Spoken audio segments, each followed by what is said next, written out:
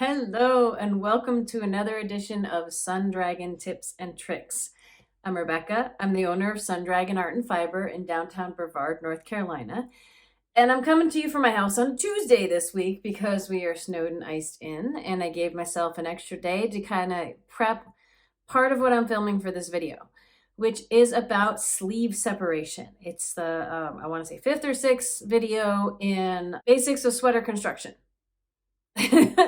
And this one is about really in reference to doing a top-down circular in the round sweater. What you do when it comes to sleeve separation and what you've been doing this whole time if you've been getting ready for that, if you've been knitting what we call the yoke. So I am about to separate the sleeves in one of the sweaters that I am doing. I'm working with the book Ready Set Raglan. It's really great top-down. Raglan seam is the diagonal seam that goes from here on out. This sweater I'm wearing is not from one of those, but it has a raglan seam. It's that diagonal seam that you see. And when you're working from the collar down and you make it wide enough for your body and your sleeves, and then you have to put those sleeves on holders, on stitch holders. It's called separating them so you can keep working on the body. I'll go through some drawings of it, and then we'll see it in action. And one thing to keep in mind for this guy right here, if you take a look at this spot between the blue and the blue, I separated colors too when I made this. This bridging the gap becomes very important. Look at that nice little hole back there. And not having a hole there where you separate your sleeves is almost impossible. It means some sewing when you're done, and with the super chunky yarn, I didn't really worry about it. So we will talk about all of that today. And hopefully I will explain it in a way that makes sense. Again, as with all of these videos, this is not a step-by-step. If you watch them, you will be able to make a sweater. It is a step-by-step. If you watch these videos, you'll have a general understanding of what a pattern is telling you to do when you make a sweater from a pattern that follows these same guidelines. Or if you're making it up as you go, these could be helpful. But I'm not going to go over specific stitch counts, things like that, because that is specific to the thickness of yarn you're using and the needles. And there's so many particular things that will be different depending on materials you're using, that this is meant to be an overview. Let's get to it. All right, so today we're talking about sweater construction, top-down sleeve separation. By top-down, I mean that you're casting on up here, and you are working down towards the bottom. So top down. And the first thing that you need to do, you start with the collar, and then you need to knit down and also expand in some way to go from a smaller collar to something that's wide enough for both the shoulders, the sleeves, and the body. So you need to have enough stitches all the way around, not just on the front. You're going to reach a point where you need to have enough stitches to go around your arms, your body, your arm on the other side, and the back side of all of this. So it needs to be wide enough for all of these. You're expanding.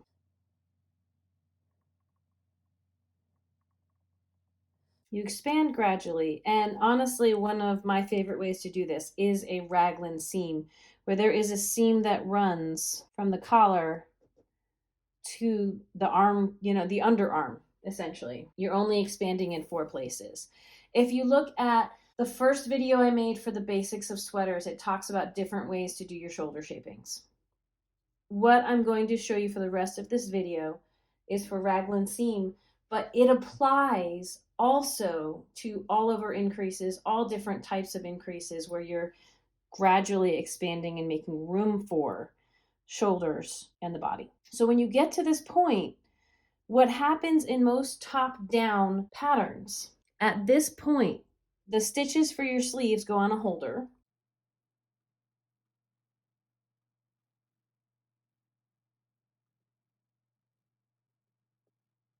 You separate your sleeves and you put them on holders, on stitch holders, so that you can continue later and have it look like you did not stop there, but you're only going to continue with the body. You're going to return to the sleeves later.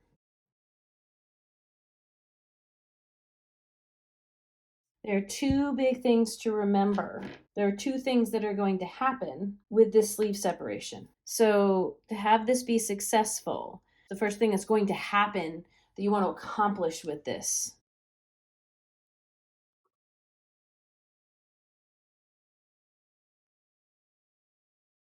is to get your sleeve stitches held on something. The live stitches, we're not binding them off, we're holding them in place. And that can be waste yarn or scrap yarn, yarn that looks different than the sweater that you are knitting. So you can find it later, or a circular holder. And there are so many different types of stitch holders. A more like mass manufactured circular stitch holder. Now, I prefer this second one here because usually they are firm, they have some structure to them, and they're easier to get stitches on and off. In a bind, in a pinch, scrap yarn will work. You just have to be really careful to pull it back up out of your stitches so that it doesn't get tangled and you can identify your stitches easy. When you started your top down, you'll get to a point, again, it'll look a little bit like a saucer when you're making it, and you might even go, what the heck is going on? I have these lines. If we're looking back at a raglan seam sweater, you're going to have these diagonal lines in 4 places. This is the view from the front, so we can only see them in 2. And you'll go, where the heck am I going? What is going on? What we're looking at here with this front view is we're looking at stitches that will become the actual front of your sweater. And there's another section that we can't see right here. That'll be the back. That'll be on the other side. And we'll have 2 sleeves.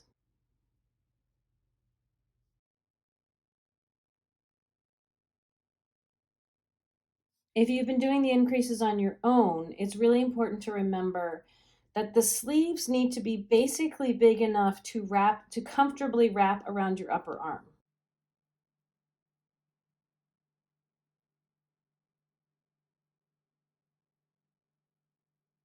And the front and back together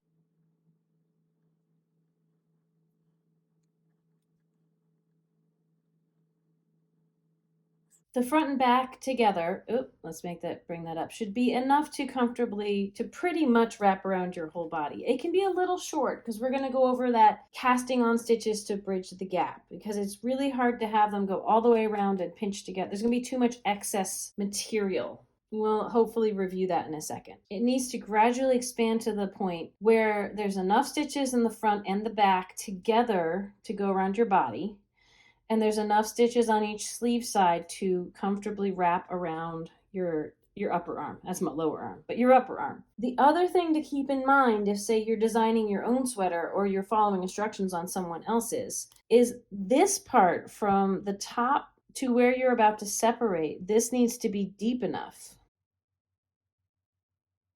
This needs to be deep enough that the place where we're going to separate is not bunched up in your underarms, to provide space for your underarms. If you think about up here, if this spot is up too high, it's going to be choking off and uncomfortable right where this spot is if it's up in your underarm. So there's a lot going on here. Again, that's why I tend to follow a well-written pattern instead of trying to make it up on my own. But once this is all big enough, if it's not deep enough yet, you can always just knit a few more rows. So let's take this and think about if it was flipped, if we were looking straight down on what has been happening since you cast on your collar and we had a really, really long circular needle. Here's what the overhead would look like. The cast on, which is often the collar, is right here in the center, and they'll tell you to cast on a certain number of stitches. Then they often will have you place 4 markers. One will be the beginning of round, which I often abbreviate as BOR, and then they will have you put on other stitch markers. So I'm going to do those all in blue. So if you have a pattern that's telling you to put a beginning of round marker and then 3 other markers, and then tells you to increase on either side of those markers, maybe on every other row, that is a traditional raglan pullover instruction. And what will happen is you will end up with these smaller sides. These are your sleeves. and their numbers should stay consistent.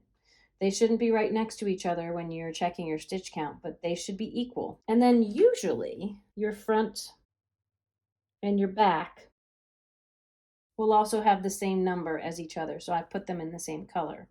But you'll have front, sleeve, back, sleeve as you're knitting around. And as you increase, it gets wider. Now, what is going to happen to separate your sleeves is these two, as I've mentioned before, will end up on holders, and you will still be knitting the front and the back. So it'll get pulled in. What is going to happen with this is we're going to end up with sleeves on holders, the front and the back, and another sleeve on a holder. And the last step of this, these are all the stitches that are here. If we talk about the sleeves being this purpley color, and the front and the back being in blue. We're going to end up with the purple will be on stitch holders. The blue stitches will still be on your needle, but we're also going to have to add a few stitches in to make sure that this circle continues to go, and we're not pinching off too much. If we don't add these stitches in, there'll be a lot of extra fabric in here that will not hang really well when you finish your sweater. Here are the steps to get from this big thing to sleeve separation where you can continue on your body. We're going to take, here, let me put it back up here for a second. Let's say the beginning of the round marker. I pause for a second because I've written out these instructions as they've been written for the sweater I'm about to do. The instructions on any sweater are going to start at either step 1 or they're going to start at step 3. These are two different places that the instruction could start depending on where your beginning of round marker is. How I've drawn it up here, the beginning of round marker is going to be here. And these just go continuously until you're back to the beginning of round. The way I just drew it threw me off a little bit. And that beginning of round marker is going to be right here, which is like step 3. And then the video I'm going to show you later is if we were starting at step 1. So there could be variations. In some ways, I'm glad I did that. In some ways, I'm a little annoyed with myself that it will be a little confusing. So we're going to start in here at step 3 for here if we're going to be knitting around in a circle like this, which is the motion that knitting usually happens. So we're going to start with the beginning of round marker is here. Depends on if the beginning of round marker is before a sleeve or after it. If it's after it, you're going to knit across the front or the back, whichever side you are. So this is our back for how this has been drawn. We're going to knit across the back to the next marker, which is here. At this point, it will be way out there because your stitches will be at the end of this. And then you're going to slip these sleeve stitches onto a stitch holder. You're going to go to the next marker because usually the sleeve stitches are what is between 2 stitch holders. So this sleeve, these stitches get slipped onto something else to hold them in place. Before you can go on to another step involving live stitches, you need to cast on stitches to bridge your underarm gap. That's what I drew up here in green. We're going to have to cast on, and it's not going to be this wide. We're sucking this in. We're going to be casting on just a few stitches. It could be anywhere from 5 to 10.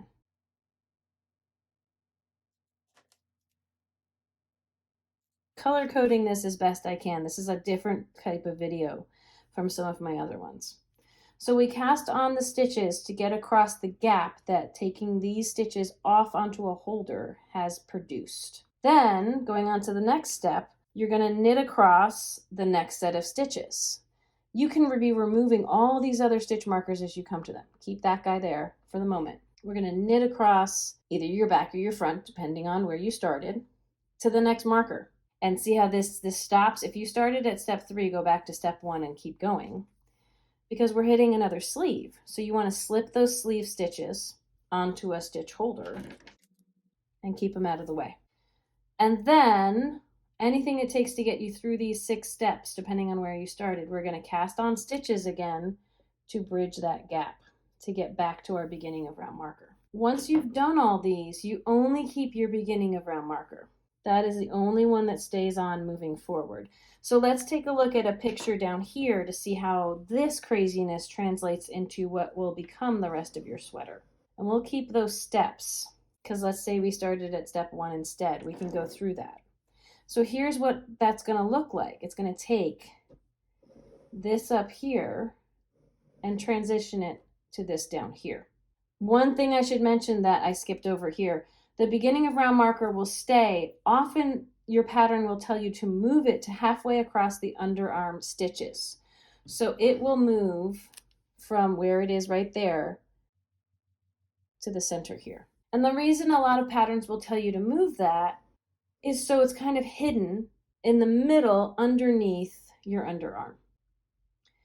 So let's take a look. Here's another version translating what has happened there. What's left on your stitch holder. So let's say that we knit across either the front or the back. We slip these stitches onto a stitch holder. These are no longer on your main knitting needle. I've actually seen people use a smaller, long circular needle as a stitch holder, but these guys then are no longer on your main knitting needle. These are the stitches that bridge that gap so we're not choking off your underarm. Knit across, back or front, depending on which side you started with. These are the sleeve stitches, which have been taken off yet again. So both of these sides of the stitches are no longer on your main knitting needle. And casting on some underarm stitches, but moving your beginning of round marker into the middle of those underarm stitches.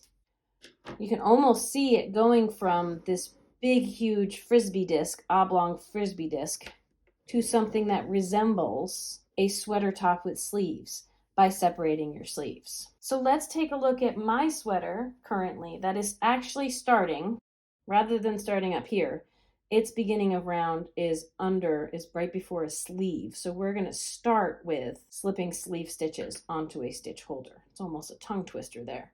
Let's see what happens when we do this with real yarn. Okay, so the things I'm going to need right now. I've just finished knitting with this color, and my pattern wants me to start knitting with a new color here, which I think is really great to help you see the sleeve separation. The other thing you're going to need is 2 stitch holders, one for each sleeve. I have one that is the right length, and all the rest of my right length ones that aren't super, super long are in other sweaters. So I have a really long one too, but I have 2 of them. These are fun. We're about to get a new kind in, but these I think are really functional. Rather than scrap yarn, I could use this. I'd prefer a different color, but this is super floppy and can be hard to see your stitches to get them back out again later when I do the sleeves. This is basically like the cable on a circular needle. It's got a sewing needle on one end to help me slip my stitches off, and it's got a stitch holder on the other to keep the stitches from falling off. And it also, this little foam guy has a hole in it, so hopefully I can keep it enclosed when I'm done. But for right now, I mentioned before, I'm not starting across the back. If we take a look, I've got a pretty big circular needle on here. I've got my diagonals. This is actually the back. I've got a sleeve here. If I flip it over, I've got a sleeve here, I've got a sleeve here, I've got the front. I'm at my beginning of round marker here. I have other markers, they're super teeny tiny, but I'll know them when I come to them. So the first thing, I know this looks incredibly wide, but this is enough to go around my arm. So I'm at a shoulder right now. The first instruction tells me I'm going to take this guy off. He's going to go back on as a beginning of round marker in just a second, but I'm going to take him off and set him down. And the first instruction tells me to slip the next 88 stitches onto a stitch holder, which should take me right up to that stitch marker. So I'm going to take my shorter, might as well start with my shorter one of these. The side I'm not slipping stitches off of, where my yarn is attached, I'm going to pull that out so that nothing's going to fall off. I'm going to get the stitches that I need to slip up close to my needle.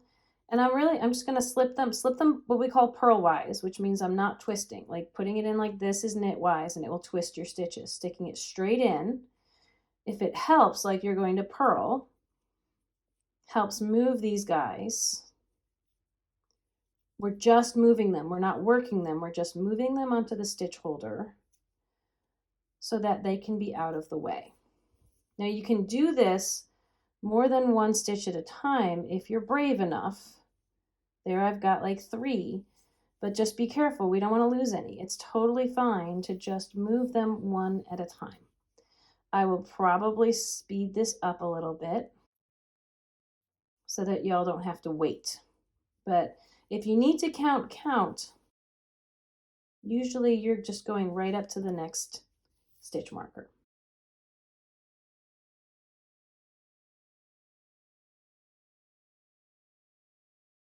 Notice I'm slipping a handful of them one at a time onto my needle, and then when it gets jammed up, I'm sliding them down. All right, here I'm getting close to my stitch marker. Ease it out. There's my stitch marker. That's my 88 stitches. I can take my stitch marker off, and I'll pull this needle out while I'm getting situated. Because here, that stitch stopper on the end kept these from falling off this end. And now I can put the needle in there. If with time, these clover ones can kind of start to stretch out and they might pop out.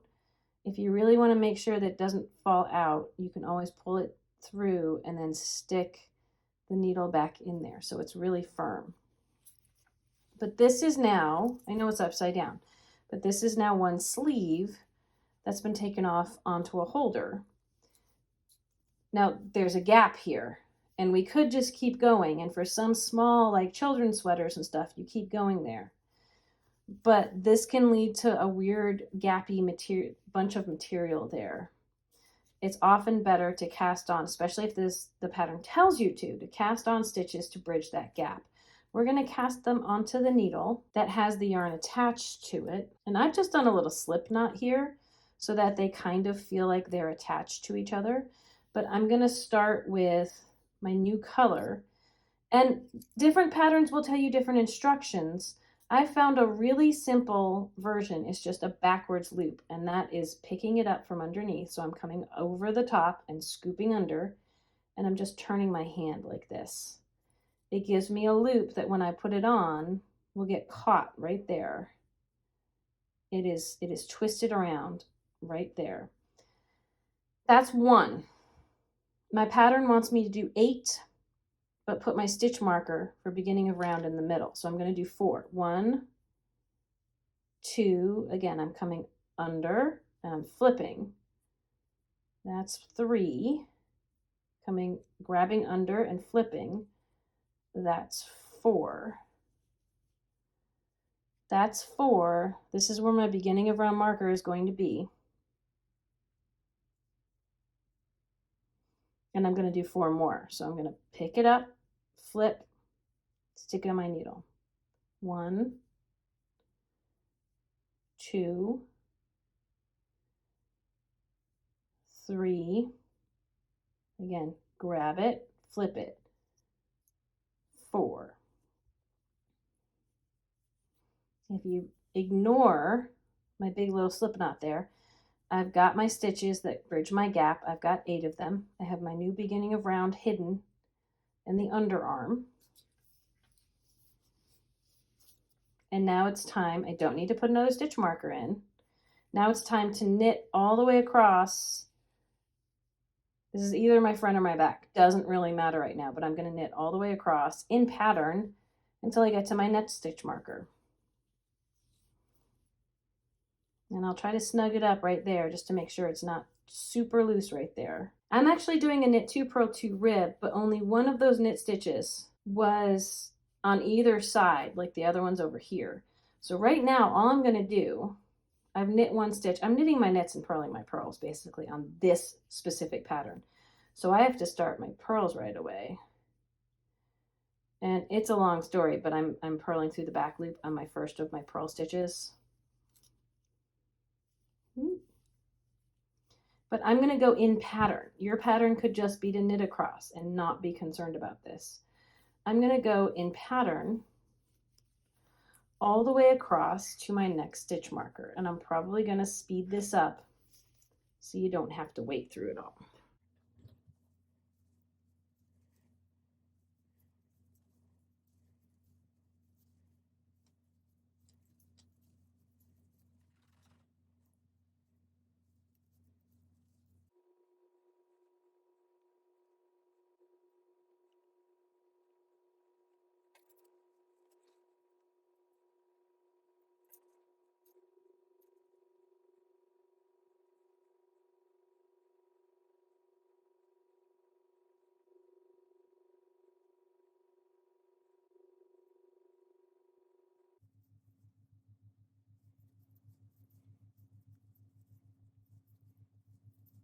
All right, I am back to, or I'm at my next stitch marker. I have knit and purled in pattern up to this stitch marker. So now I get to take this one off. It's going to join my other guy there. Where my yarn is, I'm going to move my needle out because that's going to hang out for just a second. I don't want anything to fall off. But I'm going to take from this stitch marker to the next one. This is my other sleeve. And I want to take that off onto a stitch holder. So I've got my super long one here. A long one will still work for this. It's okay if it's longer. It's a little wonky if it's shorter.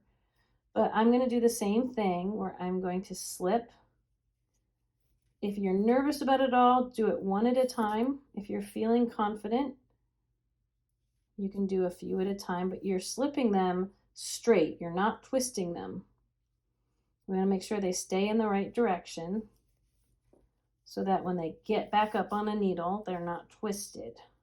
That can make it more invisible. So I'm going to speed this up again, and I'll see you at the next stitch marker.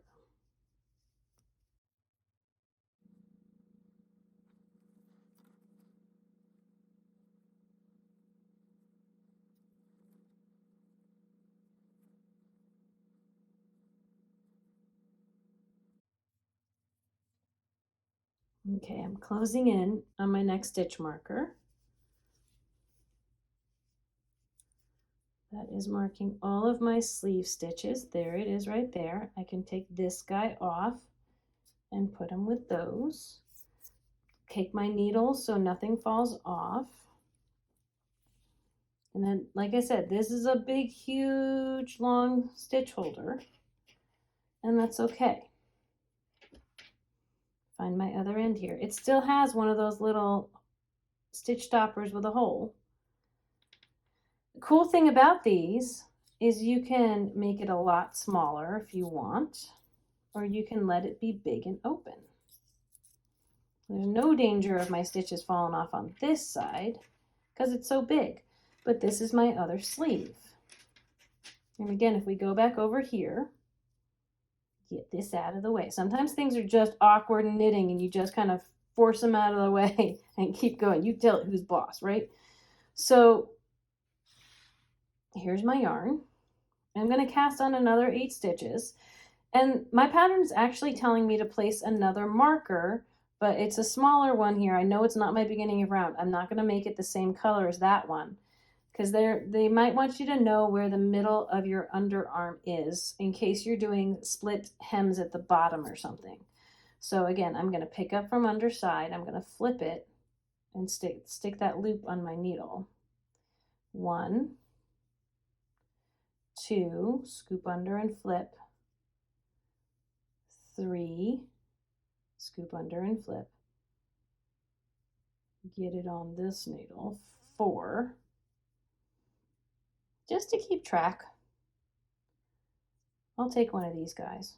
Let me leave him hanging so we're only looking at one needle. But I need 4 more. 1, 2, flip over, get it on my needle, snug it up.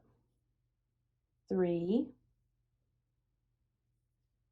4. Not doing it too tight, not super, super loose either. And try to ignore that stitch holder.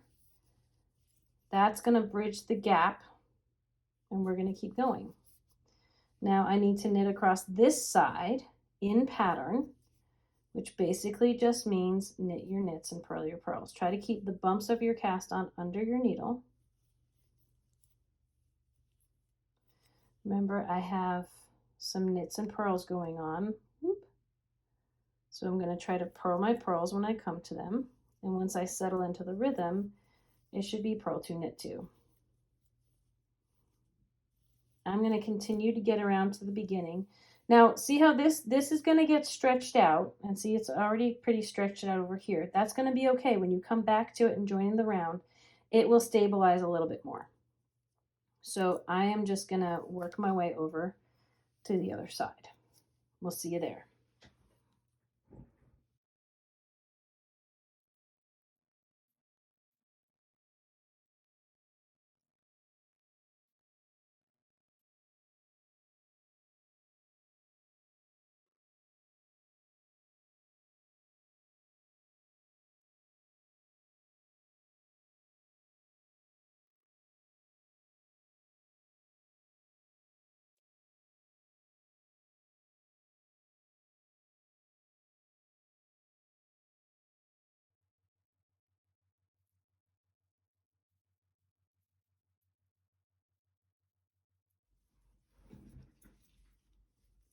All right, I'm nearing in on where I started, easing it up here.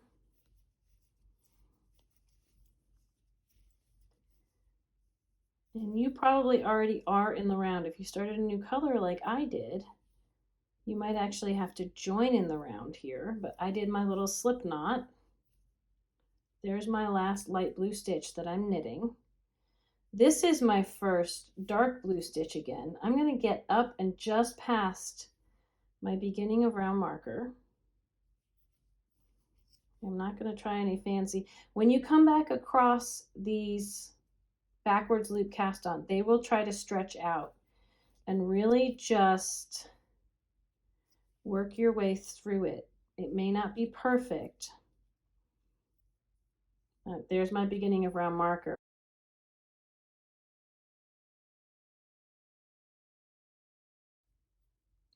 I just want to get all the way across this cast on to kind of even it out, because it'll feel a little tight.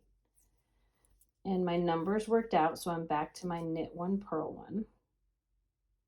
Let me get a couple more stitches in here. And then I'm going to show y'all, if we lay it out in front like this,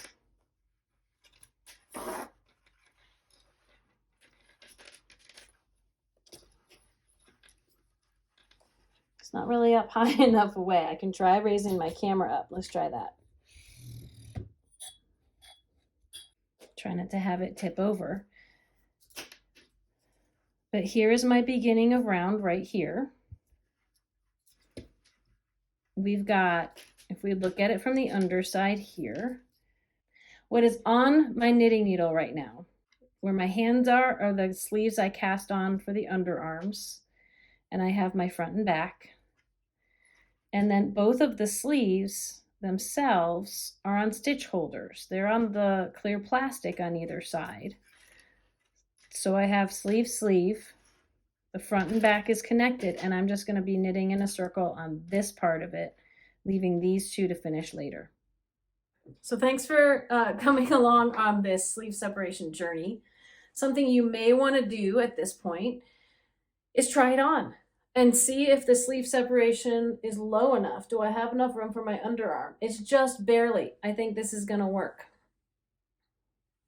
And don't worry if it seems a bit floppy and wide at this point. I haven't done enough. I had to put it on a stitch holder in the back too, to make sure I wasn't going to lose stitches, because my circular needle is not really long enough to accommodate throwing it over my head and over the girls. Don't be worried if it feels really, really wide right now. Those cast on stitches, since I haven't knit across them, are really stretched out on the cable. I'm not going to take that this is sticking out in the back as evidence that this is not fitting right yet. I'm going to wait until I do several more rows, if not inches, and try it on again.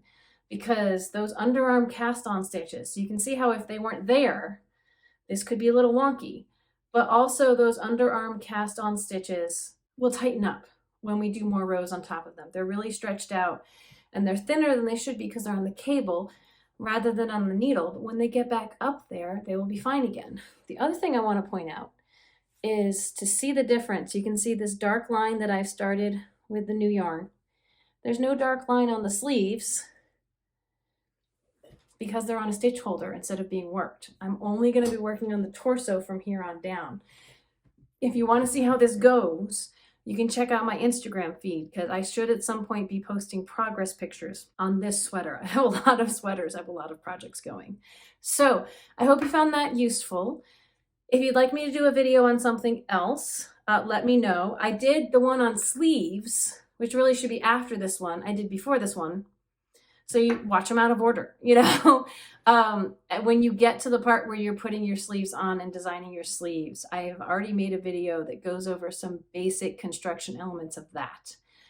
Some sweaters now will have shaping for bust darts and shaping. I personally don't do those. I like to keep things simple. The simplest version of a sweater right now for the rest of the torso body is keep going in a circle till you get to the length that you want, and or just shy of that, leaving room for the bottom hem, the bottom cuff.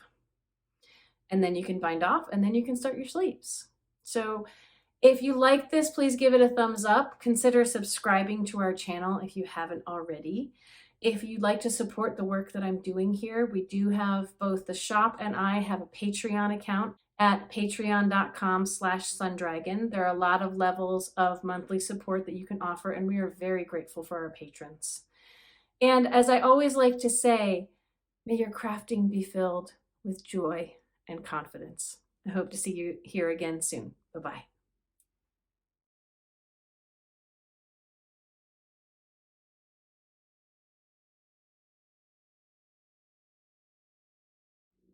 Yes, kitty. Do you want to go outside in the snow? You can't. No. Stay here and stay safe. Ow. Headbutt. Uh-huh. It's too early for dinner. Mm-hmm.